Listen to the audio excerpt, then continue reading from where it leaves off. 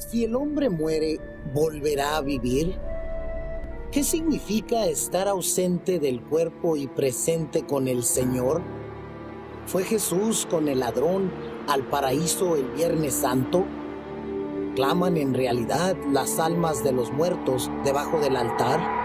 El pastor Bo responde a estas y otras preguntas en la serie extraordinaria Textos Difíciles sobre el estado de los muertos. Inclinemos nuestros rostros para orar. Padre Celestial, te damos gracias por el privilegio que nos concedes de venir aquí este día con el fin de abrir tu palabra y escuchar tu voz. Pedimos, Padre, que tu Espíritu Santo nos acompañe y nos enseñe. Y te damos gracias por escuchar nuestra oración, porque te lo pedimos en el nombre de Jesús. Amén. Durante la serie que estamos comenzando hoy, vamos a estudiar textos difíciles y complicados sobre el estado de los muertos.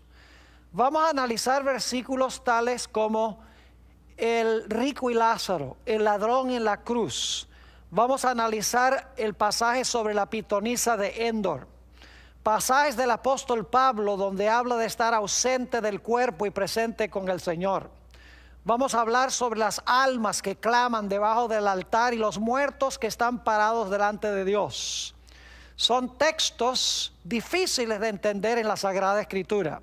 Y vamos a analizar con mucho detalle cada uno de estos versículos para ver qué es lo que realmente están enseñando.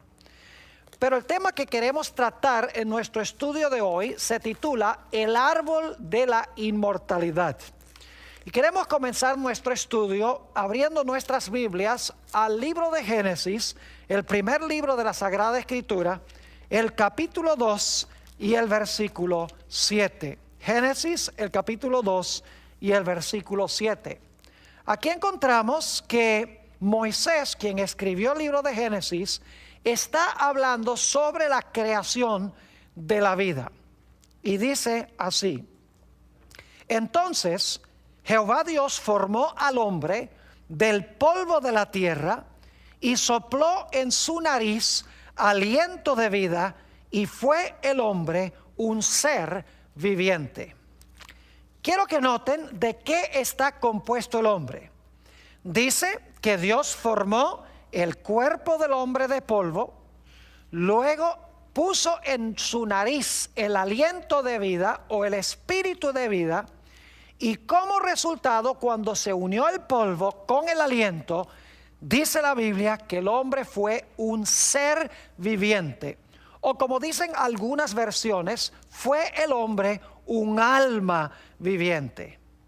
Ahora, lo que quiero que notemos es que según la Biblia, Dios no le dio al hombre un alma. El hombre no tiene un alma. Según la Biblia, el hombre es un alma. Es decir, el hombre es en su totalidad, cuerpo y aliento, un alma. Quiero leer un par de versículos de la Biblia que nos ilustran el hecho de que el hombre en su totalidad es un alma. Quiero que busquen conmigo Mateo el capítulo 16 y el versículo 26, y entonces vamos a leer también Lucas 9 y el versículo 25. Es la misma enseñanza de Jesús, pero se expresa de una forma un poco diferente en Lucas que lo que se dice en Mateo. Así que vamos a leer en primer lugar Mateo 16 y el versículo 26.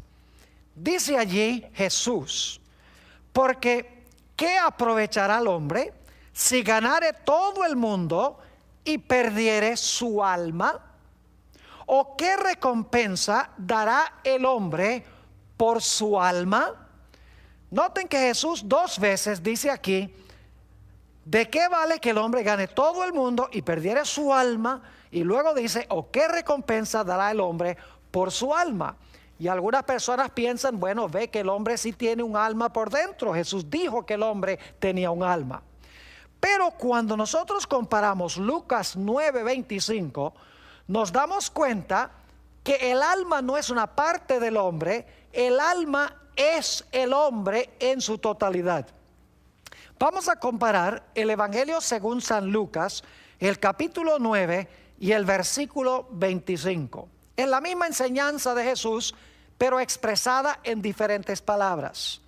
Dice allí, pues, ¿qué aprovecha al hombre si gana todo el mundo? Y ahora escuchen bien, y se destruye o se pierde a sí mismo. Fíjense entonces que Mateo dice, ¿de qué vale que el hombre gane el mundo y pierda su alma? Aquí dice, ¿de qué vale que el hombre gane todo el mundo y se pierda a sí mismo? Es decir, el alma soy yo. La palabra alma y la expresión sí mismo se usan intercambiablemente en estos dos versículos. Es decir, que la vida originalmente fue dada por Dios al hombre como un don especial. Dios combinó un cuerpo de polvo con aliento de vida en la nariz y como resultado el hombre llegó a ser un alma viviente. Ahora necesitamos hablar sobre cómo podía el hombre perpetuar la vida que Dios le dio. ¿Cómo podía el hombre extender la vida que Dios le dio o continuar viviendo? Bueno, habían varios secretos. En primer lugar, Dios le dio al hombre un cuerpo perfecto, un cuerpo incorruptible. En segundo lugar, Dios colocó al hombre en un medio ambiente perfecto donde no había infecciones, no había bacterias, no había virus, no había enfermedades. Es decir, tenía un cuerpo perfecto en un medio ambiente perfecto. Además de eso, la Biblia nos dice que Dios le dio al hombre leyes de la salud que el hombre por naturaleza obedecía. Es decir, el hombre con un cuerpo perfecto, en un mundo perfecto, obedeciendo leyes de la salud perfectas, el hombre no se iba a enfermar ni iba a morir. Pero había otro elemento clave para que el hombre pudiera perpetuar o extender su vida. Aún teniendo un cuerpo perfecto, aún teniendo un ambiente perfecto y obedeciendo leyes perfectas, sin este último elemento, el hombre no podía continuar viviendo. ¿Y a qué me estoy refiriendo yo? Estoy hablando del árbol de la vida. Noten lo que dice Génesis, el capítulo 2 y el versículo 9. Génesis 2 y el versículo 9. Dice allí, y Jehová Dios hizo nacer de la tierra todo árbol delicioso a la vista y bueno para comer. También el árbol de vida, noten, el árbol de vida en medio del huerto y el árbol de la ciencia del bien y del mal. En unos momentos vamos a hablar del árbol de la ciencia del bien y del mal. Pero quiero que noten que Dios colocó en medio del huerto el árbol de la vida. Y vamos a encontrar que para que el hombre pudiera continuar viviendo, el hombre debía continuar comiendo regularmente del árbol de la vida. Es decir, el hombre no tenía vida propia, vida inherente. La vida del hombre dependía del árbol de Dios. Es decir, la vida del hombre era contingente, no era absoluta y propia.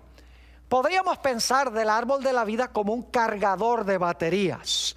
Ustedes saben que, por ejemplo, si tienen un teléfono celular, necesitan regularmente conectar el cargador de baterías del celular para que el celular pueda recobrar su energía. O si no, el celular, por así decirlo, se muere. De la misma manera sucedió con el hombre. Dios colocó el árbol en el huerto y el hombre debía regularmente, y yo creo que era mensualmente, veremos un poco más adelante, el hombre debía venir y comer del árbol de la vida y de esa manera iba a reabastecer la energía que Dios le había dado originalmente. Permítame leerles un par de citas. En realidad son 3 citas. 2 son de la autora Elena White y una cita es de otro teólogo con el nombre de Wheeler Robinson sobre el árbol de la vida. La primera cita la encontramos en el libro Testimonios para la Iglesia, tomo 8, página 288, donde dice la autora lo siguiente: el fruto del árbol de la vida en el huerto de Edén tenía poder sobrenatural. Noten, el fruto tenía poder sobrenatural. Sigue diciendo, comer de él significaba vivir para siempre. Su fruto era el antídoto de la muerte. Sus hojas tenían el fin de perpetuar la vida y la inmortalidad. En el libro Patriarcas y Profetas, en la página 44, dice la misma autora: para que poseyera una existencia sin fin, el hombre debía continuar comiendo del árbol de la vida. Privado de este alimento, vería su vitalidad disminuir gradualmente hasta extinguirse la vida. En otras palabras, sería como un celular que uno no puede cargar. Como resultado, finalmente el celular se muere porque ya no tiene energía y ya no se puede usar. Lo mismo iba a suceder con el hombre si el hombre no participaba regularmente del árbol de la vida. La última cita es de un teólogo con el nombre de Wheeler Robinson.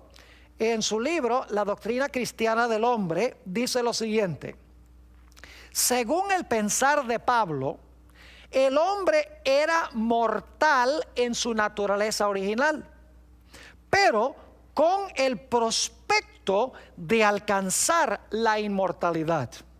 Pero este prospecto lo perdió cuando fue expulsado del Edén y ya no tenía acceso al árbol de la vida, que hubiera nutrido la inmortalidad en él. Así entró la muerte por el pecado. Así que nos hemos dado cuenta que Dios le dio al hombre la vida. Dios creó al hombre un alma viviente. El plan era que el hombre viviera para siempre, participando regularmente del árbol de la vida. Pero la Biblia nos dice que entró al mundo el pecado y la muerte. Hablemos un poco sobre el origen de la muerte. Como leímos en Génesis 2:9, había otro árbol en el huerto del Edén. Se conoce como el árbol de la ciencia del bien y del mal. Leo de Génesis 2 y el versículo 15 hasta el versículo 17. Dice: tomó pues Jehová Dios al hombre y lo puso en el huerto de Edén para que lo labrara y lo guardase. Y mandó Jehová Dios al hombre diciendo: de todo árbol del huerto podrás comer, mas del árbol de la ciencia del bien y del mal no comerás, porque el día que de él comieres, ciertamente morirás. Es decir, Dios le dijo a Adán y Eva que si ellos comían de ese otro árbol, del árbol de la ciencia del bien y del mal, ese mismo día que comieran del árbol iban a morir. Ahora yo quiero que ustedes noten que en el huerto del Edén había otro personaje que odiaba a Dios y quería compartir con Adán y Eva una gran mentira. Se trata de la serpiente antigua, el diablo y Satanás. Dios había dicho: el día que comas del árbol, ese día vas a morir. Pero noten lo que dijo la serpiente en Génesis el capítulo 3 y el versículo 4. Entonces la serpiente dijo a la mujer: no moriréis. Ahora surge la pregunta: ¿quién tenía razón? ¿Tenía razón Dios cuando dijo que si comía Adán y si comía Eva del árbol iban a morir? ¿O tenía razón Satanás cuando dijo: si comen del árbol no van a morir? La realidad es que la palabra de Dios se mostró verídica. Noten en Génesis 3 y el versículo 6 que Adán y Eva desobedecieron el mandato de Dios y comieron del árbol de la ciencia del bien y del mal. Dice allí en Génesis 3:6, y vio la mujer que el árbol era bueno para comer y que era agradable a los ojos y árbol codiciable para alcanzar la sabiduría, y tomó de su fruto y comió, y dio también a su marido, el cual comió así como ella. Ahora se debía demostrar si iban a morir o si no iban a morir. Dios dijo que si comían de ese árbol iban a morir. Satanás dijo, si comen del árbol no van a morir. ¿Quién tenía razón? En Génesis 3 y el versículo 19, Dios pronunció la sentencia sobre Adán. Dice allí en Génesis 3:19, con el sudor de tu rostro comerás el pan hasta que vuelvas a la tierra, porque de ella fuiste tomado, pues polvo eres y al polvo regresarás o tornarás de nuevo. Es decir, Dios le dijo a Adán y le dijo a Eva, ustedes comieron del árbol y por lo tanto van a morir. Ahora inmediatamente nos preguntamos, ¿por qué es que el hombre iba a morir? ¿Sería porque su cuerpo se iba a degenerar? Eso era parte del problema. ¿Sería que su medio ambiente se iba a deteriorar? Ciertamente es parte del problema. ¿Sería que el hombre iba ahora a desobedecer las leyes perfectas de la salud que Dios había establecido? Ciertamente era parte del problema. Pero la razón principal por la cual Adán y Eva iban a morir ahora es porque ya no tenían acceso al árbol de la vida. Es aterrador pensar que si hubieran tenido acceso al árbol de la vida, regularmente siendo pecadores, hubieran podido vivir indefinidamente, pero no felices, sino en miseria. Y por lo tanto Dios les vetó el árbol de la vida. Dijo, ya no van a comer más del árbol de la vida. Noten lo que dice en Génesis el capítulo 3 y el versículo 22 al 24 sobre el hecho de que Dios le prohibió a Adán y Eva, hizo imposible que ellos comieran del árbol de la vida. Dice allí, y dijo Jehová Dios, he aquí el hombre es como uno de nosotros, sabiendo el bien y el mal. Ahora pues, que no alargue su mano y tome también del árbol de la vida y coma y viva para siempre. Noten que el hombre tenía que comer para vivir para siempre. Versículo 23, y lo sacó Jehová del huerto del Edén, para que labrase la tierra de que fue tomado. Echó pues fuera al hombre y puso al oriente del huerto de Edén querubines y una espada encendida que se revolvía por todos lados para guardar el camino del árbol de la vida. Ciertamente, el hecho de que el hombre ahora tenía un cuerpo imperfecto por causa del pecado y se iba a degenerar el medio ambiente y el hombre iba a violar las leyes de la salud, ciertamente eso iba a acabar su batería más rápidamente. Pero si hubiera podido continuar comiendo del árbol de la vida, hubiera podido continuar viviendo a pesar de esos factores. Ahora, es importante para nosotros notar algo significativo. Y es que el hombre en sí mismo no tenía vida inmortal. Porque la Biblia nos dice que el hombre tenía que comer del árbol de la vida para continuar viviendo. En realidad, mis amigos, ¿de qué le hubiera valido a Dios prohibirle acceso al árbol a Adán y Eva si ya eran inmortales en sí mismos? Si eran inmortales, sin necesidad de comer del árbol de la vida, de nada le hubiera valido a Dios que les prohibiera comer del árbol. Igual hubieran continuado viviendo por la inmortalidad que se encontraba en ellos. Pero el hecho de que Dios les prohibió comer del árbol de la vida indica de que ellos no tenían inmortalidad, y la Biblia nos dice que en efecto murieron. Pero es aún más serio este asunto, mis queridos amigos, y es que si el hombre en sí mismo era inmortal, entonces no era necesario que Jesús muriera para darle al hombre la inmortalidad. Es decir, que la doctrina de que el hombre en sí mismo tiene inmortalidad hace innecesaria la muerte de Jesús para darnos la inmortalidad. ¿Para qué Jesús va a morir para darnos inmortalidad si nosotros ya en nosotros mismos poseemos la inmortalidad? Ahora quiero hablar un poco de las edades de aquellas personas que vivieron entre la creación y el diluvio, entre la caída y el diluvio.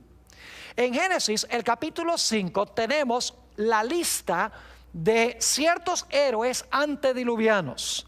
Y es interesante notar la cantidad de años que vivieron cada una de esas personas.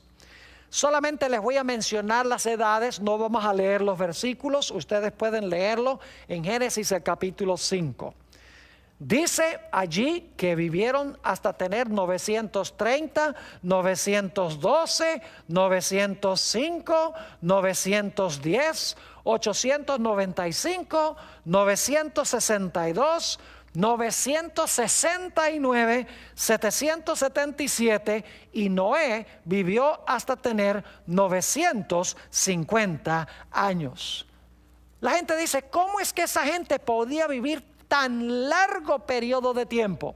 La respuesta es que esa gente tenía la batería casi totalmente cargada, porque estaba más cerca al tiempo cuando Adán y Eva tenían acceso al árbol de la vida. Es decir, que su batería no se había agotado como la batería de los que vivimos en esta tierra. Y sin embargo, escuchen bien, a pesar de que tenían la batería casi plenamente cargada porque estaban cerca del momento de la creación, de todas maneras, cerca de 1000 años después, Matusalén y otros murieron porque no tenían acceso al árbol de la vida. Es interesante notar que a pesar de que vivieron todos esos años, murieron. En efecto, en Génesis el capítulo 5, se usa una fórmula muy interesante para hablar de cada una de esas personas, con la excepción de Enoc, que la Biblia dice que fue trasladado al cielo de entre los vivos. Pero los otros 9 que se mencionan en Génesis 5, se usa una fórmula en Génesis 5:5, 5:7, versículo 10, versículo 13, versículo 16, versículo 19, versículo 27, versículo 30, y el capítulo 9 y el versículo 29 se usa la fórmula y murió. Es decir, que la palabra de Dios se mostró verídica y cierta. El hombre no siguió viviendo indefinidamente, como dijo Satanás la serpiente, sino que se comprobó que si el hombre comía del árbol iba a morir. En efecto, en Romanos 6 y el versículo 23 nos dice: la paga del pecado es muerte. Dios tenía razón. ¿Por qué vivieron tanto tiempo aquellas personas antes del diluvio? Quiero leerles una cita que se encuentra en el Comentario Bíblico Adventista, tomo 7, página 988, sobre la razón por la cual los antediluvianos vivieron tanto tiempo. Dice la autora: al comer Adán y Eva de este árbol, reconocieron que dependían de Dios. El árbol tenía poder para perpetuar la vida, y mientras comieran de él, no podían morir. Los antediluvianos fueron tan longevos, es decir, vivieron tanto tiempo, porque recibieron de Adán y Eva el poder vivificante que impartía este árbol. Es decir, que la fuente de vida del hombre no estaba dentro de ellos en un alma inmortal. La fuente de la vida se encontraba fuera de ellos en el árbol de Dios. Si no podían comer del árbol, aunque tenían la batería bien cargada, últimamente iban a morir. Y eso es lo que pasó con toda esa generación. ¿Qué diríamos de la longitud de vida de aquellas personas que vivieron entre el diluvio y los días del patriarca Abraham? En Génesis el capítulo 11 tenemos la longitud de vida de estas personas. No voy a leer los versículos, pero les voy a decir las edades de aquellos que vivieron desde el tiempo de Noé hasta el tiempo de Abraham. Varios centenares de años. Dice en Génesis 11 que vivieron hasta tener 600, 438, 433, 464, 239 y otra persona también vivió 239, 230, 148, 205 y 175. Ahora, había varios factores que llevaron a que las edades se acortaran tanto. Entre ellas estaba la idea de que el hombre tenía un cuerpo cada vez más imperfecto por causa del pecado. Además de eso, después del diluvio, el medio ambiente se dañó muy rápidamente. Y luego la Biblia nos dice que los seres humanos violaban las leyes de la salud que Dios había dado. Es decir, por estos factores se deterioró el periodo de vida de estas personas y no pudiendo comer del árbol de la vida, finalmente su vida se extinguió. Nuevamente se comprueba que ellos no eran inmortales en sí mismos, tenían que haber comido del árbol de la vida para continuar viviendo. Ahora hablemos de la longitud de vida en los días de Moisés. Estos son varios centenares de años después de Abraham. Nos dice en Deuteronomio 34 y el versículo 7 que Moisés vivió hasta tener 120 años. Es un periodo considerable, pero fíjense que aún hasta los días de Moisés había disminuido aún más el periodo de vida del ser humano. Por violar las leyes de la salud, por un medio ambiente cada vez más dañado, por un cuerpo humano afectado por el pecado y especialmente por no comer del árbol de la vida. Ahora, ¿qué dice David en cuanto a la longitud de vida? Ahora estamos hablando de un periodo aproximadamente 500 años después de Moisés. En el Salmo 90 y el versículo 10, el rey David nos habla de la longitud de vida de los seres humanos hoy. Dice ahí en el Salmo 90 y el versículo 10, los días de nuestra edad son 70 años, y si en los más robustos son 80 años, con todo su fortaleza es molestia y trabajo, porque pronto pasan y volamos. Es decir, a partir de los días de David, la longitud de vida disminuyó hasta 70 o hasta máximo 80 años. Ahora hay excepciones, hay personas que viven hasta 100, hasta 105, pero son las excepciones a la regla. Ahora necesitamos regresar a un punto que tratamos hace unos momentos. Ustedes recuerdan que Dios le dijo a Adán y Eva que el día que ellos comieran del árbol de la ciencia del bien y el mal, ese mismo día iban a morir. Quiero leer nuevamente ese texto en Génesis el capítulo 2 y el versículo 16 y 17. Dice allí: de todo árbol del huerto podrás comer, mas del árbol de la ciencia del bien y del mal no comerás. Y luego dice: porque el día que de él comieres, ciertamente morirás. inmediatamente nos preguntamos, ¿por qué razón Adán y Eva no murieron ese mismo día? Ya hemos visto que Adán vivió hasta tener 930 años. Según dijo Dios, deberían haber muerto ese mismo día. Aquí llegamos a un punto que nos trae gran esperanza. Porque el hombre, como hemos visto, no podía comer del árbol de la vida.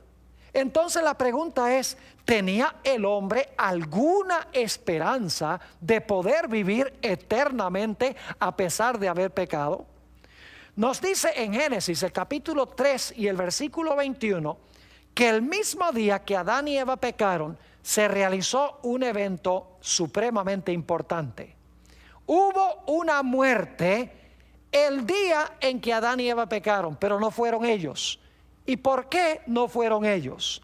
Génesis el capítulo 3 y el versículo 21 nos dice lo siguiente: y Jehová Dios hizo al hombre y a su mujer túnicas de pieles y los vistió.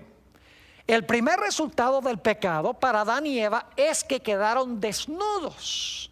Es decir, la desnudez es el fruto del pecado.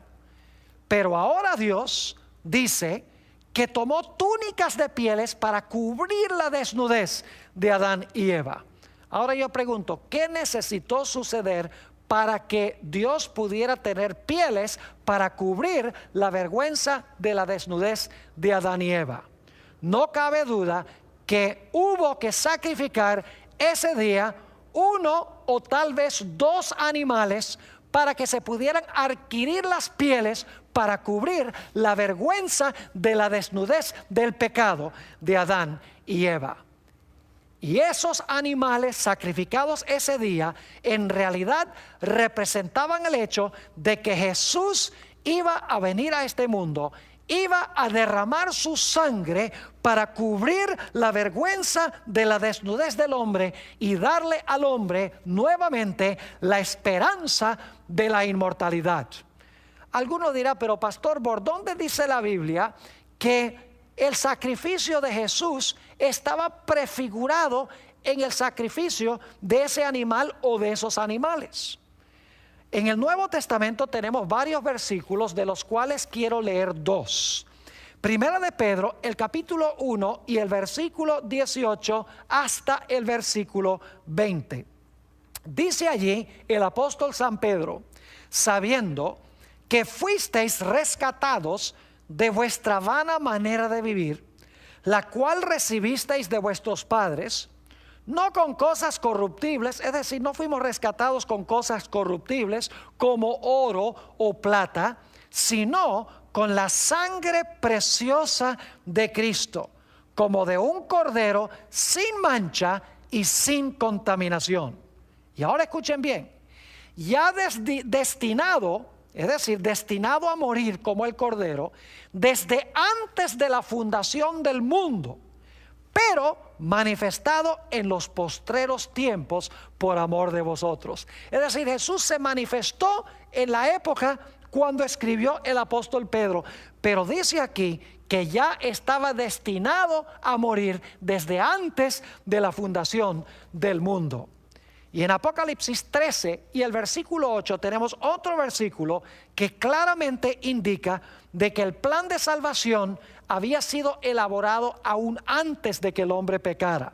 Dice en Apocalipsis 13:8, hablando de la adoración que le van a rendir a la bestia, esa no es la parte que quiero recalcar, dice, y la adoraron todos los moradores de la tierra, cuyos nombres no estaban escritos en el libro de la vida del Cordero, que fue inmolado desde el principio del mundo.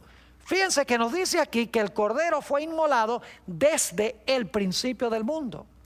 Es decir, que el mismo día que Adán y Eva pecaron, ese día debían haber muerto Adán y Eva, pero ese mismo día se sacrificó un animal o posiblemente dos animales, y de esa manera Jesús estaba indicándole a Adán y Eva que Él era el Cordero que en el futuro iba a venir para pagar la deuda de pecado de ellos. Ahora, la Biblia, mis queridos amigos, enseña que solamente Dios tiene inmortalidad. Nuevamente repito, si el hombre era inmortal en sí mismo, ¿para qué tenía que morir Jesús para darle lo que ya tenía? Quiero leer de 2 de Timoteo el capítulo 1 y el versículo 10, a donde nos habla de la inmortalidad y a quién le pertenece. Dice en 2 de Timoteo 1 y el versículo 10, hablando de la manifestación de Jesús en esos días, dice: pero ahora ha sido manifestada por la aparición de nuestro Salvador Jesucristo, el cual, ahora escuchen bien, quitó la muerte y sacó a la luz vida y la inmortalidad por el Evangelio. Fíjense que Jesús sacó a la luz la vida y la inmortalidad y abolió la muerte. Pero si el hombre es inmortal, ¿para qué había que abolir la muerte si el hombre ya no podía morir porque era inmortal? La Biblia nos dice claramente que Jesús quitó la muerte y cuando Él murió, Él trajo al hombre nuevamente la posibilidad de la inmortalidad por medio del Evangelio. En Romanos 2 y el versículo 6 y 7 tenemos otro texto muy interesante donde nos dice que nosotros tenemos que buscar la inmortalidad. Ahora, mis queridos amigos, si tenemos que buscar la inmortalidad, obviamente no la tenemos ya. Dice allí el apóstol San Pablo en el libro de los Romanos, el capítulo 2 y el versículo 6 y 7, el cual pagará a cada uno conforme a sus obras. Vida eterna a los que, perseverando en bien hacer, noten, buscan gloria y honra e inmortalidad. Es decir, la inmortalidad hay que buscarla y por lo tanto significa que no la tenemos por naturaleza. Jesús trajo la inmortalidad a la luz a través del Evangelio, a través de su muerte. Obviamente, si Jesús trae la inmortalidad, yo no la poseo en mí mismo ya. Pero alguno dirá: pastor, entonces si yo acepto a Cristo, si yo acepto el Evangelio y Cristo me da a mí el don de la inmortalidad, ¿por qué aún nosotros morimos? Si nos da la inmortalidad, si nos garantiza la inmortalidad, entonces ¿por qué es que nosotros todavía morimos? Permítame explicarles que la muerte que nosotros sufrimos, aun cuando hemos aceptado a Jesús, según la Biblia no significa absolutamente nada. Porque solamente es un sueño, es un momento de silencio hasta que Jesús regrese a este mundo para darnos el toque final de la inmortalidad. Noten lo que dice en 1 de Tesalonicenses, el capítulo 4 y los versículos 15 al 17. Este es un pasaje muy hermoso sobre la resurrección cuando Jesús venga. 1 de Tesalonicenses 4, 15 al 17. Aquí dice el apóstol Pablo: por lo cual os decimos esto en palabra del Señor, que nosotros que vivimos, que habremos quedado hasta la venida del Señor, no precederemos a los que durmieron, es decir, no vamos a ir al cielo antes que los que murieron. Porque el Señor mismo, con voz de mando, con voz de arcángel y con trompeta de Dios, descenderá del cielo. Y los muertos, ahora viene la parte clave, los muertos en Cristo resucitarán primero. No todos los muertos, dice, los muertos en Cristo resucitarán primero. Luego, nosotros los que vivimos, los que hayamos quedado, seremos arrebatados juntamente con ellos, es decir, con los que murieron y resucitaron, en las nubes para recibir al Señor en el aire, y así estaremos siempre con el Señor. Es decir, que si yo recibo a Jesús como mi Salvador, la Biblia dice que yo estoy en Él. Tengo la garantía de inmortalidad. Si yo llegase a morir esta noche, no tengo nada de qué preocuparme, porque Jesús murió la muerte que yo debo morir. Y cuando yo lo recibí, cuando yo lo acepté como mi Salvador, Dios me mira, me incluye en Él. Y cuando Jesús venga, Él me va a dar el toque final de la inmortalidad que me garantizó durante el tiempo que yo estaba vivo. En 1 de Corintios, el capítulo 15 y los versículos 52 y 53, encontramos otro pasaje hermoso sobre la resurrección. Quiero leer 1 de Corintios 15 y en realidad voy a leer empezando en el versículo 51 hasta el versículo 55. Dice allí: he aquí os digo un misterio.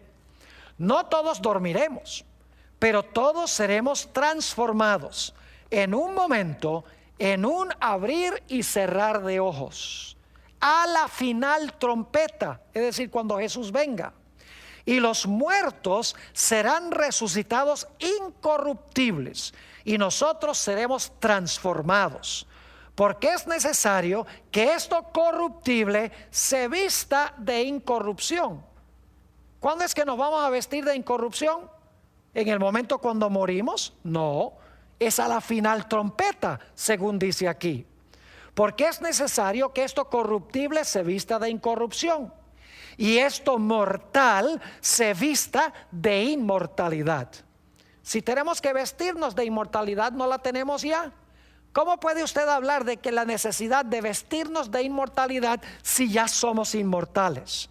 Sigue diciendo: y cuando esto corruptible se haya vestido de incorrupción, y esto mortal se haya vestido de inmortalidad, entonces se cumplirá la palabra que está escrita: sorbida es la muerte en victoria. ¿Dónde está, oh muerte, tu aguijón? ¿Dónde, oh sepulcro, tu victoria? ¿Cuándo entonces es que vamos a recibir la inmortalidad? La Biblia dice: a la final trompeta, cuando esto corruptible sea vestido de incorrupción y esto mortal se vista de inmortalidad.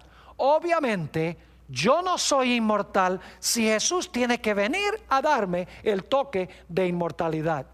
Y dicho sea de paso, por eso si yo recibo a Jesús como mi Salvador y mi Señor, si me arrepiento verdaderamente y confieso mis pecados, si yo llegase a morir esta noche, no tengo de qué preocuparme, porque el Señor Jesucristo ha escrito en mi registro: Él va a recibir inmortalidad cuando yo venga, porque yo pagué la deuda de su pecado. Una vez hablaba con un amigo que creía que el hombre es por naturaleza inmortal, y le hice la pregunta: ¿tú crees que el hombre es omnisciente? Es decir, ¿puede saber todas las cosas? Me dice: no, solamente Dios es eso. Le dije: ¿crees tú que Dios es, que el hombre puede ser omnipresente como Dios, que puede estar presente en todas partes? Dice: no, la omnipresencia es solamente de Dios. Le dije: ¿crees tú que el hombre puede ser omnipotente y hacer todas las cosas como Dios? Dice: no, la omnipotencia pertenece solamente a Dios. Y entonces le pregunté: ¿crees tú que el hombre es inmortal en sí mismo? Y me dice: sí, el hombre es inmortal. Le dije: un momentico, la inmortalidad es uno de esos atributos incomunicables de Dios, es decir, que pertenecen inherentemente a Él. Es decir, como Dios es omnisciente, omnipresente, omnipotente, la Biblia deja en claro que solamente Dios es inmortalidad, y que tengo yo que recibirlo para recibir la inmortalidad. Primera de Timoteo 6, 13 al 17, el apóstol Pablo nos dice que solo Dios tiene inmortalidad. Dice allí: te mando delante de Dios, que da vida a todas las cosas, y de Jesucristo, que dio testimonio de la buena profesión delante de Poncio Pilato, que guardes el mandamiento sin mácula ni reprensión, hasta la aparición de nuestro Señor Jesucristo, la cual a su tiempo mostrará el bienaventurado y solo soberano, Rey de reyes y Señor de señores. Y ahora escuchen bien: el único que tiene inmortalidad. ¿Qué parte de la palabra único no entienden? Único significa que hay uno solo, y aquí dice Rey de reyes y Señor de señores, el único que tiene inmortalidad. que habita en luz inaccesible, a quien ninguno de los hombres ha visto ni puede ver, al cual sea la honra y el imperio sempiterno. Ahora necesitamos regresar a la idea del árbol de la vida. Escuchen bien, Dios originalmente puso el árbol de la vida en el huerto. Si el hombre continuaba comiendo del árbol de la vida, iba a continuar viviendo. Es decir, su vida, su inmortalidad dependía de comer de un árbol fuera de él. Pero Dios le dijo al hombre: si pecas, te voy a vetar el árbol de la vida, no vas a poder comer del árbol de la vida si comes del árbol de la ciencia del bien y del mal. El hombre comió del árbol de la ciencia del bien y del mal. Por lo tanto, Dios sacó a Adán y Eva del huerto. A todos sus descendientes ya no podían comer del árbol de la vida, y por lo tanto los seres humanos murieron. Pero Jesús les dijo: aunque ustedes mueran, si ustedes me reciben a mí en vida, aunque mueran, a través de mí vivirán aún. Cuando yo regrese, les daré el toque final de la inmortalidad. Los voy a resucitar del sepulcro para que puedan vivir para siempre conmigo. Y ahora llegamos al punto crucial. Y es que cuando Jesús resucite a sus hijos, nuevamente tendremos el privilegio de participar del árbol de la vida. Es decir, mis queridos amigos, que nuevamente la vida que tendremos no será nuestra propia. La inmortalidad no será inherente o innata, sino que la inmortalidad seguirá siendo un don de Dios, y tendremos que ir al cargador de baterías aún en el cielo y en la tierra nueva para comer del árbol y así continuar viviendo. De esta manera Dios quiere enseñarnos que nuestra vida no radica en un alma inmortal que tenemos por dentro, que nuestra vida se encuentra sola y exclusivamente en Él. Quiero leer algunos versículos que hablan de la restauración del hombre al árbol de la vida. Apocalipsis, el capítulo 21 y el versículo 4, hablando del momento cuando termine el pecado y la miseria en este mundo, dice lo siguiente: enjugará Dios toda lágrima de los ojos de ellos, y ya no habrá muerte, ni habrá más llanto, ni clamor, ni dolor, porque las primeras cosas pasaron. Noten que aquí dice que ya no habrá más muerte. Y la pregunta clave es: ¿por qué no habrá más muerte? Vamos al libro de Isaías, el capítulo 66 y los versículos 22 y 23. Isaías 66 y los versículos 22 y 23.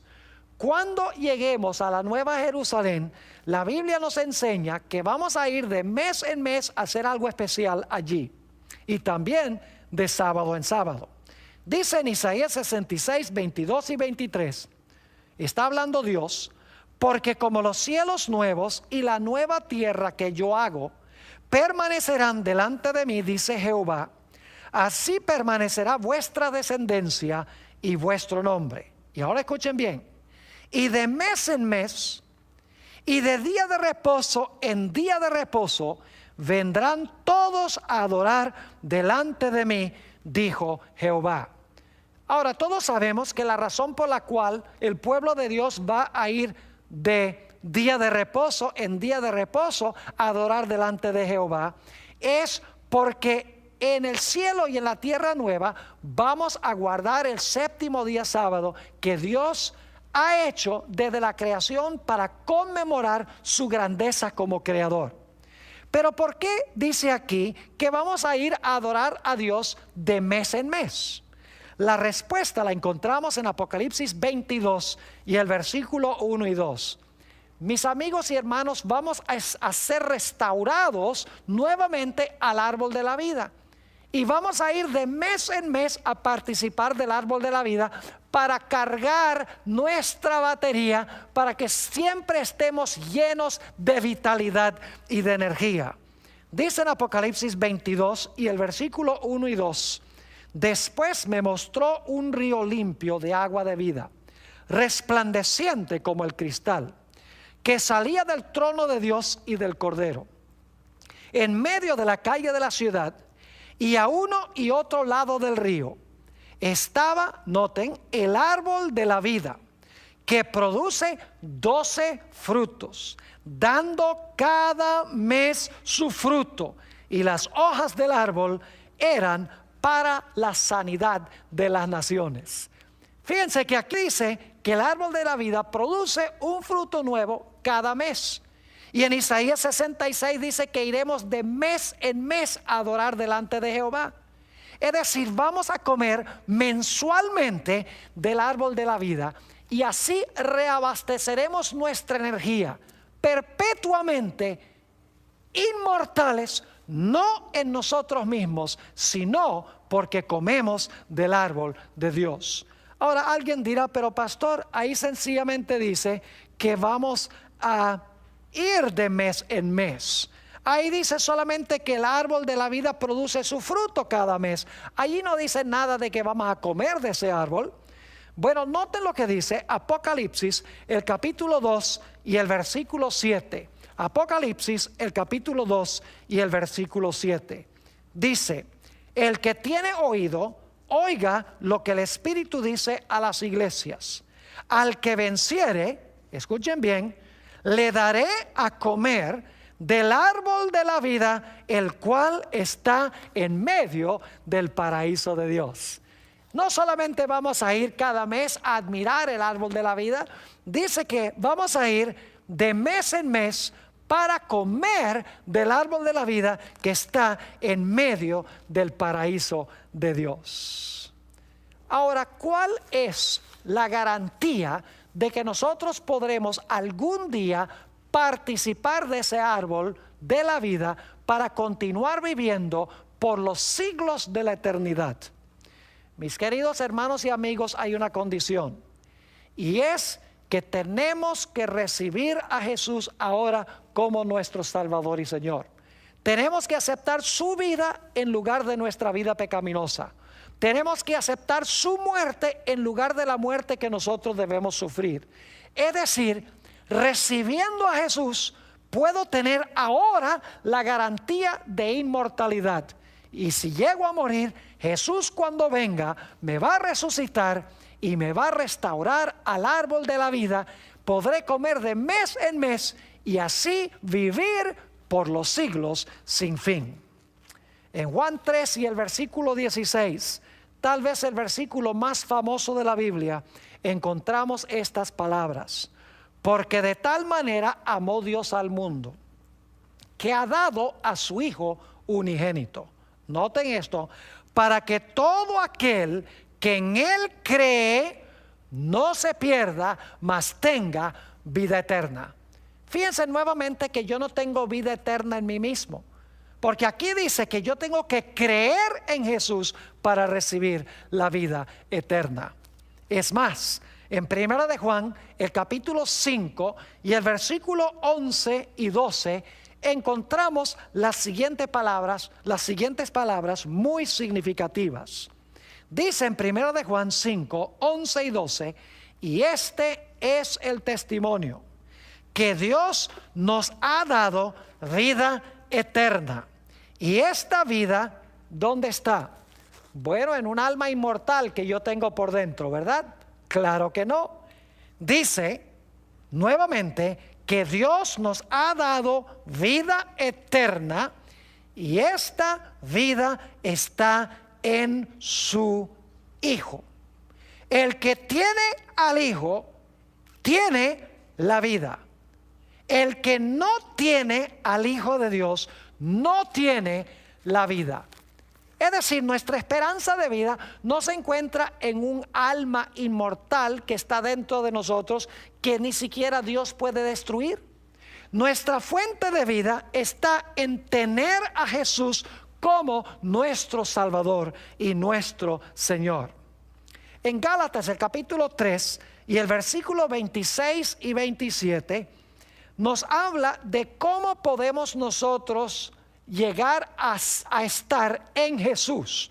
Porque ustedes recuerdan que leímos en Primera de Tesalonicenses, el capítulo 4, que los muertos en Cristo van a resucitar y luego Jesús los va a restaurar al árbol de la vida. Pero ¿cómo puedo yo llegar a estar en Jesús o en Cristo?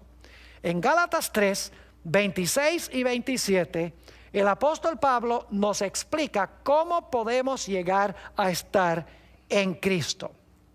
Dice lo siguiente: pues todos sois hijos de Dios por la fe en Cristo Jesús. Noten, pues todos sois hijos de Dios por la fe en Cristo Jesús. Y luego dice, porque todos los que habéis sido bautizados en Cristo, de Cristo estáis vestidos. Mis queridos amigos, el momento cuando yo llego a estar en Cristo es en el momento del bautismo. Y quiero explicarles por qué razón Dios ha establecido esta ceremonia especial de incorporación del hombre en Jesús. En realidad, la Biblia nos dice que el Señor Jesucristo vivió una vida perfecta. Jesucristo murió, fue sepultado y resucitó de los muertos para no morir más.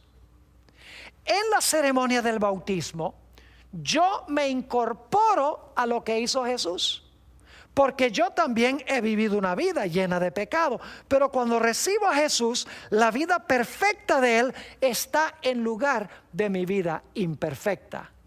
Y luego, cuando soy sepultado en las aguas del bautismo, en realidad estoy figurativamente, simbólicamente, estoy muriendo, porque cuando me ponen debajo del agua, dejo de respirar como un muerto cuando lo entierran. Es decir, sepultado en las aguas, estoy simbólicamente muriendo. Y entonces, cuando salgo del agua, y dicho sea de paso, he bautizado a muchas personas, cuando esas personas salen del agua, lo primero que hacen es respirar profundo, porque han salido del agua y están vivos. Es decir, que el bautismo es una ceremonia que nos incluye en el Señor Jesucristo, nos incorpora en Él, porque simbólicamente pasamos por la misma experiencia de Él. Vivimos, morimos, somos sepultados y resucitamos a novedad de vida en Él. Es decir, si yo me arrepiento del pecado, confieso mis pecados, sepulto esos pecados en las aguas del bautismo, salgo de las aguas del bautismo, estoy incorporado en Jesús. Y si llegase a morir, mi vida está escondida en Él. Y cuando venga me dará el toque de la inmortalidad y me restaurará al árbol de la vida.